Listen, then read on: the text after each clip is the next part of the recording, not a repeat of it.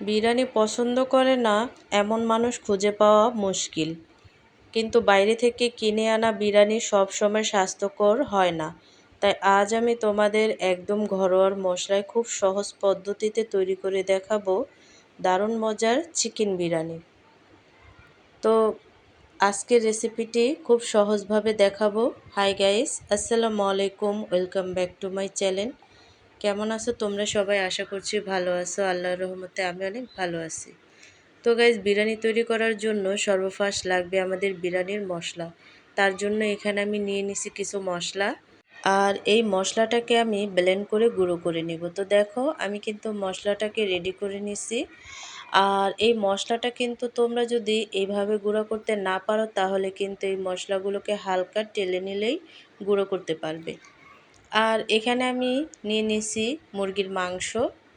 তো এই মাংসগুলোকে তোমরা কিন্তু কম বেশ করে নিতে পারো। তো এখানে আমি পরিমাণ মতো মাংস নিয়ে নিছি। আর এই মাংসগুলোকে আমি এখন ম্যারিনেট করে নেব। তার জন্য দিয়ে দিছি টক দই। মাংসটা ম্যারিনেট করার সময় একটু টক দই দিলে মাংসটা খুব সফট আর জুসি হয়। তো এখানে কিন্তু আমি সম্পূর্ণ মশলা অ্যাড করে দিয়ে দিছি কাঁচামরিচ আর শাহী গরম মশলা, তারপরে পেঁয়াজ কুচি আর পরিমাণ মতো আদা রসুনের পেস্ট, সব কিছু দিয়ে তারপরে কিন্তু আমি ভালোভাবে মাংসটাকে ম্যারিনেট করে নেব। তো ভিডিওটি ফার্স্ট থেকে লাস্ট পর্যন্ত দেখতে থাকো, আশা করছি ভালো লাগবে। আর ভালো লাগলে প্লিজ একটি লাইক আর একটি সাবস্ক্রাইব করে পাশে থাকবে। তো দেখো, আমি কিন্তু মাংসটাকে ভালোভাবে ম্যারিনেট করে নিচ্ছি।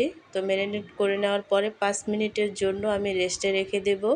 আর এখানে একটা হাঁড়ি নিয়ে নিয়েছি, হাঁড়িতে দিয়ে দিছি তেজপাতা আর তেল। আর এই তেলের মধ্যে কিন্তু আমি দিয়ে দিছি ব্লেন্ড করে রাখা পেঁয়াজের পেস্ট। আর কি পেঁয়াজটাকে আমি একটু পেস্ট করে তারপরে কিন্তু আলাদাভাবে ব্যবহার করছি।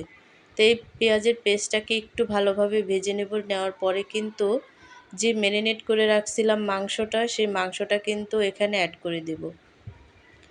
আর অ্যাড করে দেওয়ার পরে কিন্তু অনবরত নেড়ে চেড়ে তারপরে কিন্তু ভালোভাবে মাংসটাকে আমি মিশিয়ে নেব। আর এখানে কিন্তু আমি বাড়তি কোনো পানি অ্যাড করব না। তো এই মাংস থেকে যে পানিটা বের হবে সেটা দিয়েই কিন্তু আমি সম্পূর্ণ মাংসটাকে রান্না করে নেব। মুরগির মাংসটা কম আঁচেও কিন্তু খুব তাড়াতাড়ি সিদ্ধ হয়ে যায়। তার জন্য কিন্তু এখানে আমি পানি অ্যাড করব না। আর পানি অ্যাড করলে কিন্তু মাংসটা একেবারে খিচুড়ি হয়ে যাবে। তো দেখো, মাংসটা কিন্তু বলক চলে আসছে। আর এই পর্যায়ে এসে মাংসটাকে আমি একটু নেড়ে চেড়ে দেবো যাতে নিচে লেগে যাওয়ার ভয় না থাকে। তো এভাবে নাড়াচাড়া দিতে দিতে তারপরে কিন্তু আমি মাংসটাকে রান্না করে নেব। আর যে পানিটা মাংস থেকে উঠছে সেই পানিটা দিয়েই কিন্তু আমি মাংসটাকে একেবারে ভাজা ভাজা করে নেব। তো দেখো, মাংসর থেকে ফেটে তেল বের হয়ে গেছে, তার মানে মাংসটা ভাজা ভাজা হয়ে গেছে। অনেকেই ভাবেন বিরিয়ানি মানেই অনেক ঝামেলা আর অনেক বাইরের কেনা মশলা, কিন্তু আমার কাছে রান্না মানেই হলো ভালোবাসা। তোমরা যখন কমেন্ট করে জানাও যে আমার রেসিপি দেখে তোমাদের রান্না ভালো হয়েছে, তখন আমার কষ্ট সার্থক মনে হয়। আমাদের এই ছোট রান্নাঘরে পরিবারটা দিন দিন বড় হচ্ছে, আর এটাই আমার বড় পাওনা। তোমাদের জন্যই আমার এই পথ চলা। তো দেখো, আমি কিন্তু তোমাদের সাথে গল্প করতে করতে মাংসটাকে একেবারেই ভাজা ভাজা করে নিছি। আর এই মাংসতে কিন্তু এখন আমি অ্যাড করে দিছি সরষের তেল। আমি যেহেতু সরষের তেলের তেহারিটা রান্না করছি, তার জন্য কিন্তু সরিষার তেলটা আমি একটু পরেই ব্যবহার করছি। আর তোমরা যদি চাও তাহলে কিন্তু মাংসটাকে যখন নাকি ম্যারিনেট করবে আর হাঁড়িতে যখন তেলটা দিবে তখন কিন্তু সরাসরি সরষের তেলটাই দিতে পারো। তো আমি তখন কিন্তু সরষের তেলটা সরাসরি দিইনি, মাংসটা হয়ে যাওয়ার পরেই কিন্তু অ্যাড করছি। তো মাংসটা হয়ে গেছে। তো মাংসটাকে এক সাইডে রেখে এখানে আমি চালটাকে নিয়ে নিচ্ছি আর চালটাকে ভালোভাবে ধুয়ে নিচ্ছি। বিরিয়ানির চাল ঝরঝরে করতে হলে চাল ধোয়ার পর অন্তত 20 মিনিট পানি ঝরিয়ে রাখবে। রান্নার সময় চাল ও পানির অনুপাত ঠিক রাখবে, যেমন 1 কাপ চালের জন্য 2 কাপ পানি ব্যবহার করবে।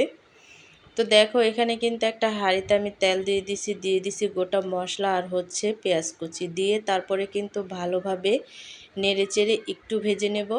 আর একটু ভাজা হওয়ার পরে কিন্তু এখানে আমি অ্যাড করে দিচ্ছি আদা রসুনের পেস্ট। আর আদা রসুনের পেস্টটাকে একটু ভেজে তারপরে কিন্তু সরাসরি যে চালটাকে আমি ঝরা দিয়ে রাখছিলাম সেটা অ্যাড করে দেব। তো চালটাকে অনবরত নেড়ে চেড়ে তারপরে কিন্তু চালটাকে আমি একটু ভেজে নেব। তোমরা চাইলে কিন্তু পানিটাকে জাল করে নিয়ে তারপরে চাল দিয়ে পোলাওটাকে রান্না করতে পারো। তো আমি চালটাকে ভেজে নেওয়ার পরে কিন্তু এখানে আমি সরাসরি গরম পানি অ্যাড করে দিচ্ছি। আর গরম পানিটা দিলে কিন্তু অনেকটা ভালো হয়। তো নেড়ে চেড়ে তারপরে কিন্তু ভালোভাবে আমি এই চালটাকে একটু দমে দেব। তো দেখো এখানে কিন্তু অ্যাড করে দিচ্ছি ঝাল হওয়ার জন্য কাঁচামরিচ আর হচ্ছে মটরশুঁটি। তো এই মটরশুঁটিটা দিলে কিন্তু বিরিয়ানির স্বাদটা আরও বেশি দ্বিগুণ বাড়ে আর ভালোও লাগে খেতে, যেহেতু এখন মটরশুঁটির সিজন। তারপরে কিন্তু এখানে আমি অ্যাড করে দিচ্ছি স্বাদ মতো লবণ। লবণটা দেওয়ার পরে কিন্তু ভালো করে আমি অনবরত নেড়ে চেড়ে নেব। আর অনবরত নেড়ে চেড়ে তারপরে কিন্তু আমি এই পোলাওটা রান্না করার জন্য ঢেকে রাখবো। তো ঢেকে রাখার পরে দেখো চালটা কিন্তু অনেকটাই বলক চলে আসছে। এই পর্যায়ে এসে একটু নেড়ে চেড়ে দেবো। আর নেড়ে চেড়ে দেওয়ার পরে কিন্তু দেখবে যে পানিটা অনেকটাই কিন্তু শুকিয়ে গেছে। তো আর একটু দমে দেব। তো দম দিয়ে দিয়েই কিন্তু এই পোলাওটা রান্না করতে হবে। তো দেখো আমি কিন্তু অফ ক্যামেরায় ২-১ বার এই চালটাকে নেড়ে চেড়ে দিছি। আর এখনও কিন্তু অনবরত নেড়ে চেড়ে দিব, যাতে দেখা গেছে উপরের চালটা যদি কাঁচা থাকে সেটা কিন্তু নিচে চলে যাবে। আর এভাবে উল্টিয়ে পাল্টিয়ে পোলাওটা রান্না করার সময় কিন্তু নাড়াচাড়া দিতে হয়। তো দেখো পোলাওটা কিন্তু অনেকটাই ঝরঝরা হয়েছে, একেবারেই কিন্তু পোলাওটা কিন্তু একটুও কিন্তু কাঁচা ভাব বা একটু লেটকা লেটকা টাইপের হয়নি, একেবারেই ঝরঝরা হয়েছে। তো দেখো আমি কিন্তু আরেকটু ঢেকে দিছিলাম। ঢেকে দেওয়ার পরে কিন্তু আমি ঢাকনাটাকে তুলে আরেকটু নেড়ে চেড়ে দেব। যেহেতু চালটা আশেপাশে কাঁচা থেকে যায় তার জন্য কিন্তু অনবরত নেড়ে চেড়ে বারবার উল্টিয়ে পাল্টিয়ে দিতে হবে। আর উল্টিয়ে পাল্টিয়ে দিলে বারবার দেখবে যে কোনো চাল যদি কাঁচা থেকে থাকে সেটাও কিন্তু একেবারেই সিদ্ধ হয়ে গেছে। তো দেখো আমি কিন্তু পোলাওটাকে বারবার নেড়ে চেড়ে দিচ্ছি যাতে কাঁচা থাকলে সেটাও যাতে সিদ্ধ হয়ে যায়। তো এই পর্যায়ে এসে এখানে আমি অ্যাড করে দিব যে মাংসটাকে আগে থেকে রান্না করে রাখছিলাম, সেটা কিন্তু আমি উপর দিয়ে মাংসটাকে দিয়ে দেব। আর এই কাজটা কিন্তু করতে হবে যখন নাকি পোলাওর ভিতরে আর কি পানি থাকবে একটু একটু, সেই সময় কিন্তু এই মাংসটাকে অ্যাড করে দিবে। তো তারপরে কিন্তু এখানে আমি স্বাদটাকে দ্বিগুণ করার জন্য দিয়ে দিচ্ছি ঘি। ঘরোয়া রান্নার আসল জাদু কিন্তু মশলায় নয়, রান্নার ধারণে। আমি চেষ্টা করি খুব সাধারণ জিনিস দিয়ে অসাধারণ স্বাদ আনতে। তোমরা বিরিয়ানিটা নামানোর ঠিক 10 মিনিট আগে একটু ঘি আর কেওড়া জল দিয়ে দমে রাখবে। দেখবে পুরো বাড়ি বিরিয়ানির ঘ্রাণে ম করবে। আর হ্যাঁ, ভালোবাসা দিয়ে রান্না করলে যে কোনো খাবারই অমৃত লাগে।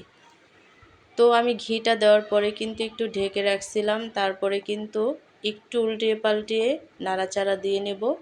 মানে আমি কিন্তু এই চালটার সাথে সম্পূর্ণ মাংসটাকে মিলিয়ে নিব। আর এই কাজটা কিন্তু চুলায় থাকা অবস্থায় করতে হবে। আর চুলায় থাকা অবস্থায় যদি তোমরা এই মাংসর সাথে চালটাকে একেবারেই মিশিয়ে ফেলো তাহলে দেখবে মিশে যাবে। আর পরবর্তীতে মেশালে কিন্তু মিশতে চায় না। তার জন্য কিন্তু আমি চুলায় থাকার অবস্থায় এই মাংসটাকে চালের সাথে ভালোভাবে মিশিয়ে নিছি। তো আমার কিন্তু বিরিয়ানিটা একেবারেই রেডি। ঘরোয়ার মশলায় সেরা স্বাদের চিকেন বিরিয়ানি রেসিপি তৈরি হয়ে গেল। আমাদের শাহী স্বাদের ঘরোয়ার চিকেন বিরিয়ানি সালাদ আর বোরহানির সাথে এটা পরিবেশন করলে জাস্ট জমে যাবে। রেসিপিটি ভালো লাগলে লাইক দিতে ভুলো না। আর আমার পরবর্তী রেসিপিগুলো সবার আগে দেখতে চ্যানেলটিকে সাবস্ক্রাইব করে বেল বাটনটি বাজিয়ে রাখো। তো এভাবে করে তোমরাও কিন্তু ইফতারির আইটেমের জন্য এই চিকেন বিরিয়ানিটা রাখতে পারো। আর খুবই কম মশলায় ঘরোয়া উপকরণ দিয়ে কিন্তু তোমরা এই বিরিয়ানির রেসিপিটি রান্না করতে পারবে। তো আজকের রেসিপিটি কেমন লাগছে অবশ্যই কিন্তু কমেন্টে জানাবে। তো অন্য কোনো রেসিপি নিয়ে তোমাদের মাঝে আবার চলে আসব। আজকে এই পর্যন্তই। সবাই সুস্থ থাকবে, ভালো থাকবে। আর এই চিকেন বিরিয়ানিটি রান্না করে অবশ্যই কিন্তু আমাকে কমেন্টে জানাতে ভুলবে না যে তোমাদের বিরিয়ানিটা কেমন হয়েছে। তো আজকে এই পর্যন্তই। সবাই সুস্থ থাকবে, ভালো থাকবে। আল্লাহ হাফেজ।